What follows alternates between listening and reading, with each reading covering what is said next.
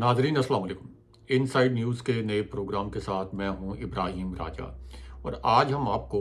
Field marshal general Asim Munir, Nawaz Sharif और पाकिस्तान के सबसे बड़े और सबसे मकबूल लीडर इमरान खान साहब के मुतल्लिक 3 अहम ब्रेकिंग न्यूज़ से आगाह करेंगे।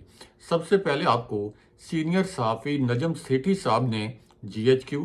फील्ड मार्शल और इमरान खान साहब के मुतल्लिक जो 3 इंकशाफात किए हैं, इन इंकशाफात के मुतल्लिक बताते हैं और इन्हीं इंकशाफात से आपको ये भी पता चलेगा कि DGISPR ने जो प्रेस कॉन्फ्रेंस की,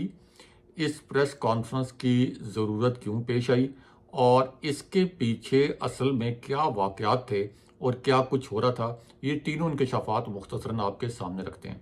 अब नजम सेठी साहब जो हैं, ये इससे पहले ये इंकशाफ भी कर चुके हैं कि जो पाकिस्तान की मिलिट्री इस्टेब्लिशमेंट है, यानी मौजूदा मिलिट्री इस्टेब्लिशमेंट और इनकी जो क़यादत है, इन्होंने जो 2024 फ़ेब का इलेक्शन था, इसमें तहरीक इंसाफ को हरवाने के लिए, ज़ाहिर है कि इसका मतलब ये है कि अदालतों को मैनेज करवाने के लिए और इसी तरह जस्टिस फाइज़ ईसा से जो PTI का इंतखाबी निशान छीनना था। तो ये जो पूरी एक्सरसाइज की गई थी कि किसी तरीके से PTI को हराया जाए, तो इसकी जिम्मेदारी एक टॉप जनरल को सौंपी गई थी और इसी तरह एक और जनरल है, उन्हें भी कहा गया था कि आपने मिलकर ये PTI को इलेक्शन हराना है। तो नजम सेठी साहब ने उस वक्त ये इंकशाफ किया था कि इतनी सख्तियों के बावजूद जब PTI अमली तौर पर ये इलेक्शन जीत गई, तो फिर मिलिट्री की लीडरशिप इन्हीं 2 जनरल से नाराज़ हो गई, क्योंकि आम तौर पर नजम सेठी साहब ने जो अल्फाज इस्तेमाल किए कि जब कोई टास्क दिया जाता है इस किस्म का मिलिट्री लीडरशिप की जानिब से, तो अगर वो टास्क पूरा ना हो तो फिर उन जनरल्स को या उन ओहदेदारों को गैर फाल कर दिया जाता है, यानी किसी कम अहम जगह पर तैनात कर दिया जाता है। तो इसका मतलब है कि नजम सेठी साहब ने उस वक्त ये तस्दीक कर दी थी कि ये जो इलेक्शन था इसको रिग किया गया था और इसके अंदर तमाम इदारों की मिली भगत शामिल थी। लेकिन अब जो उन्होंने इंकशाफात किए हैं आज के दिन में, 3 नए इंकशाफात, ये कैसी सूरत हाल में हुए हैं जब जनरल आसिम मुनीर का चीफ ऑफ डिफेंस फोर्सेस के हवाले से जो एक नोटिफिकेशन था, उसमें मियां नवाज शरीफ ने, शहबाज शरीफ ने और मरियम नवाज ने एक साजिश के तहत ताख़ीर की। यानी ये नोटिफिकेशन जिस वक्त जारी किया जाना चाहिए था, इसके पीछे, इसकी ताख़ीर के पीछे कुछ वजूहात थीं और वो वजूहात जिनमें ये भी था कि मियां नवाज शरीफ को ये गिले शिकवे भी थे कि मिलिट्री इस्टेब्लिशमेंट ने अपना जो असर व रसूख है या जो हुकूमत पाकिस्तान है, इसके अंदर अपनी पेनिट्रेशन बहुत बढ़ा दी है। और उसके बाद फिर ये खबर आई कि मुबैना तौर पर एक मुलाकात हुई वज़ीर-ए-आज़म हाउस में, वहाँ पे शहबाज शरीफ को वार्निंग दी गई और शहबाज शरीफ को बताया गया कि इतने टाइम फ्रेम के अंदर आपने ये नोटिफिकेशन जारी करना है और अगर आपने ये नोटिफिकेशन इतने टाइम में जारी ना किया तो इस पूरी सिचुएशन में हालात किसी भी जानिब जा सकते हैं। अब जो इस पूरी सूरत हाल में नजम सेठी साहब ने इंकशाफात किए हैं, उनके पहले इंकशाफ में ये कहा गया कि नवाज शरीफ मिलिट्री इस्टेब्लिशमेंट से किसी भी सूरत कोई ऐसा मुतालबा नहीं करेंगे जो इस्टेब्लिशमेंट को मंजूर या रद्द करना पड़े। आप ये कह सकते हैं कि आसान अल्फाज में उन्होंने ये बता दिया कि नवाज शरीफ की कोई ऐसी अहमियत नहीं है कि वो मिलिट्री इस्टेब्लिशमेंट के सामने अपना कोई मुतालबा रख सकें और इस वक्त जो है वो कोई ऐसा मुतालबा भी नहीं करेंगे कि जो इस्टेब्लिशमेंट को मंजूर या रद्द करना पड़े, उनकी कोई अहमियत नहीं है। अब उसके बाद उन्होंने कहा कि ये बात अब तय हो चुकी है, ये बड़ा अहम इंकशाफ है। उन्होंने कहा कि ये बात तय हो चुकी है कि नवाज शरीफ वज़ीर-ए-आज़म नहीं बन सकते। इसका मतलब ये है कि नवाज शरीफ ने जो नोटिफिकेशन में ताख़ीर करके अपनी अहमियत जताने की कोशिश की, ये भी उनका हरबा जो है, ये उन्होंने जो हरबा आजमाया कि मेरी इससे अहमियत बढ़ जाएगी,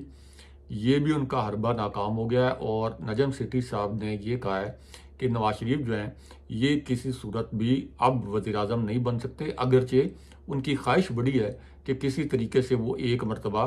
फिर वज़ीर-ए-आज़म बन सकें। अब नजम सेठी साहब का जो दूसरा इंकशाफ है, ये GHQ जनरल आसिम मुनीर और इमरान खान साहब के मुतल्लिक है। अब इस इंकशाफ में नजम सेठी साहब ने جو کہ DGISPR کی پریس کانفرنس کے کانٹیکسٹ میں کیا، اور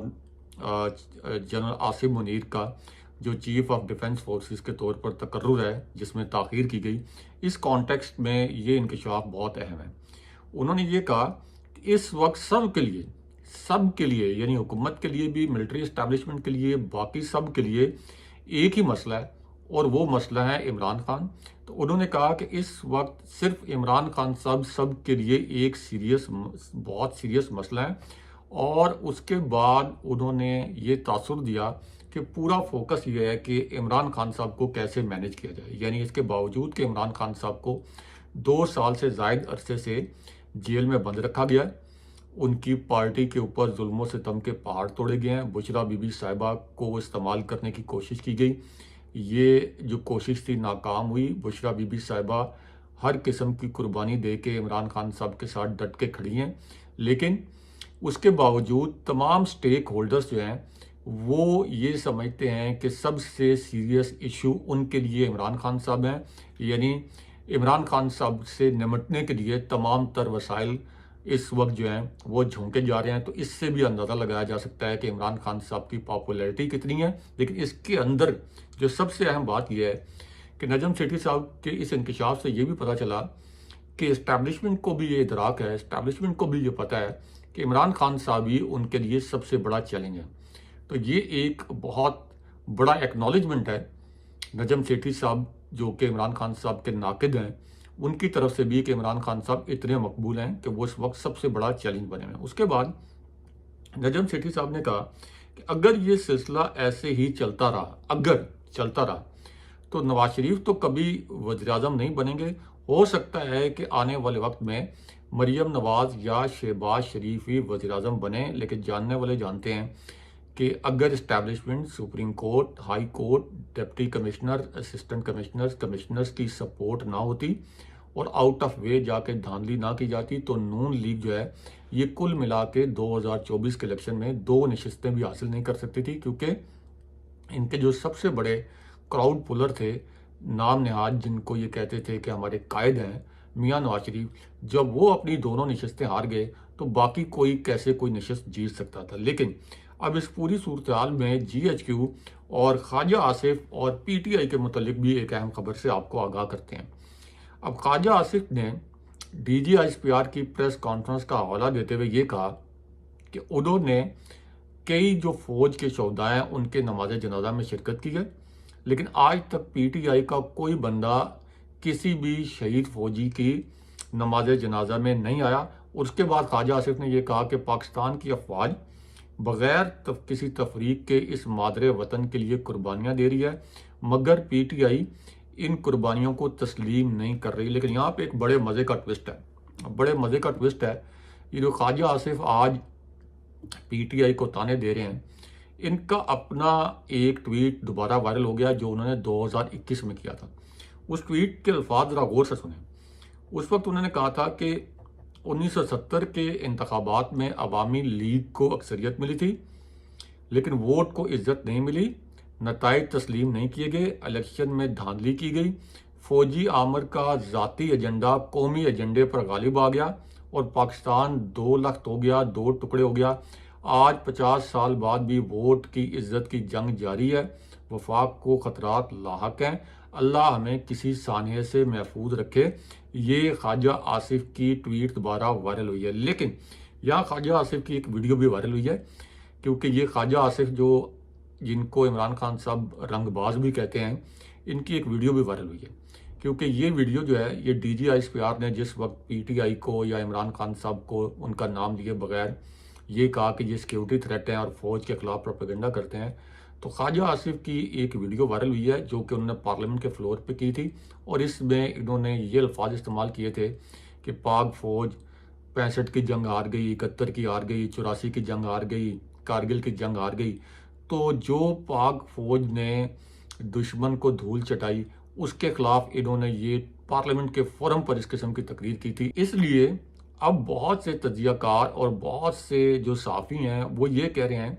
کہ خواجہ آصف نے تو اتنی زہریلی تقریر پارلیمنٹ کے فورم پہ کی، فوج کے خلاف ٹویٹس کیے، آج وہ وزیر دفاع بنے ہوئے ہیں۔ تو یہ کس طرح سے کہا جا سکتا ہے کہ پی ٹی آئی جو ہے یہ کوئی ملک دشمن ہے یا ریاست دشمن ہے یا فوج دشمن ہے؟ کیونکہ عمران خان صاحب نے تو کئی مرتبہ کہا ہے کہ یہ فوج بھی میری ہے، یہ ملک بھی میرا ہے، یہ ریاست بھی میری ہے۔ اب اس پوری صورتحال میں جی ایچ کیو اور شہباز شریف کے حوالے سے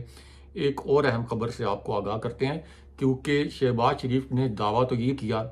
کہ پاکستان بہت ترقی کر رہا ہے، بہت تیزی سے معاشی ترقی کی منازل طے کر رہا ہے، لیکن اب ایک سروے آیا ہے اور یہ سروے بھی بڑا آپ کہیں کہ کنٹرولڈ ماحول میں آیا ہے، لیکن اس کے باوجود اس سروے میں بتایا گیا ہے کہ صرف 18% پاکستانی ایسے ہیں جن کا یہ خیال ہے کہ ملک کی اقتصادی حالت کچھ مضبوط ہوئی ہے، اور صرف 16% افراد مستقبل میں پاکستان میں کسی سرمایہ کاری کے حوالے سے پر امید ہیں۔ اور یہ آئی پی ایس او ایس کا سروے ہے، اور اس کے اندر شہباز شریف کی حکومت کی گورننس کا جو پورا کچا چٹھا ہے وہ کھول دیا گیا۔ لیکن یہاں پہ آپ کو P T I Imran Khan صاحب اور اسٹیبلشمنٹ کے متعلق ایک اور اہم خبر سے آگاہ کرتے ہیں، کیونکہ D G I S P R کی جو پریس کانفرنس ہوئی جہاں پہ ان سے کچھ سوالات بھی کیے گئے، اور ایک ایسا سوال بھی تھا جس پر ایسا لگا کہ D G I S P R جو ہے وہ کافی انہوں نے غصہ کیا، اور اجمل جامی صاحب کے سوال پر ایسا لگا کہ ان کا لہجہ جو ہے وہ بڑا تلخ بھی ہو گیا۔ لیکن بعد میں اجمل جامی صاحب نے یہ بھی کہا کہ یہ بریفنگ جب ختم ہوئی تو میں نے D G I S P R کو اپنے موبائل پہ دکھایا کہ جو میں نے سوال کیا تھا اور جو آپ نے جواب دیا اس پر ٹویٹر پر اور ایکس پر کس قسم کے تبصرے ہو رہے ہیں۔ تو اب جتنی ہارش لینگویج یا آپ کہہ لیں پی ٹی آئی کے مطابق ایگریسو لینگویج یوز کی گئی اس D G I S P R کی پریس کانفرنس کے دوران، اس بریفنگ کے دوران،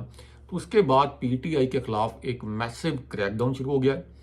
اور لاہور میں تحریک انصاف کی جو رہنما ہیں اور جو کارکن ہیں ان کے گھروں پر چھاپے مارے گئے ہیں، ان کے کاروبار اور جو ان کے ڈیرے ہیں وہاں پر چھاپے مارے گئے ہیں، اور میاں ہارون اکرم، غلام محی الدین دیوان، ذیشان صدیقی اور جو دیگر لوگ ہیں ان کے گھروں پر جو ہے یہ چھاپے مارے گئے ہیں۔ اور D G I S P R کی پریس کانفرنس میں ایک صحافی نے یہ سوال کیا تھا کہ کیا کوئی کارروائی ہوگی پی ٹی آئی کے خلاف، تو انہوں نے کہا تھا کہ یہ ڈیسائیڈ کرنا تو حکومت کا کام ہے، لیکن سب کو پتہ ہے کہ شریف خاندان کی جو حکومت ہے یہ جعلی حکومت، یہ کٹ پتلی حکومت ہے، اور انہوں نے وہی کچھ کرنا ہے جس کا انہیں آرڈر ملے گا۔ لیکن یہاں پہ آپ کو عدالتی محاذ سے بھی ایک اہم خبر سے آگاہ کرتے ہیں، ایک ایسی صورتحال میں جہاں پہ جسٹس طارق جہانگیری کو انصاف نہیں مل رہا، اور ان کے خلاف جو ایک پورا محاذ بنایا گیا ہے، ایک طرف وہ اور دوسری جانب بشریٰ بی بی صاحبہ کی جو اس وقت کیسز ہیں ان کو جان بوجھ کے زیر التوا رکھا گیا۔ تو اس پوری صورتحال میں اب ایک ٹویٹ وائرل ہوا ہے، اور یہ ٹویٹ جو ہے یہ مصطفیٰ نواز کھوکھر صاحب کا ہے۔ اب انہوں نے کہا ہے کہ بینظیر بھٹو صاحبہ ان عدالتوں کو کینگرو کورٹس کہا کرتی تھیں، اب یہ منکی کورٹس بن چکی ہیں، یہ بندر عدالتیں ہیں، بلکہ باندر کا لفظ انہوں نے استعمال کیا کہ یہ باندر عدالتیں ہیں۔ انہوں نے کہا کہ صاحب کہے گا یعنی ملٹری اسٹیبلشمنٹ کہے گی اٹھ کر دکھاؤ تو یہ اٹھ کر دکھائیں گے، جیسے وہ ہوتا ہے نا بچہ جمہورا اٹھ جا تو وہ بندر اٹھ جاتا ہے، بچہ جمہورا بیٹھ جا، بچہ جمہورا گھوم جا، بچہ جمہورا۔ تو انہوں نے کہا کہ جیسے باندر کو نچاتے ہیں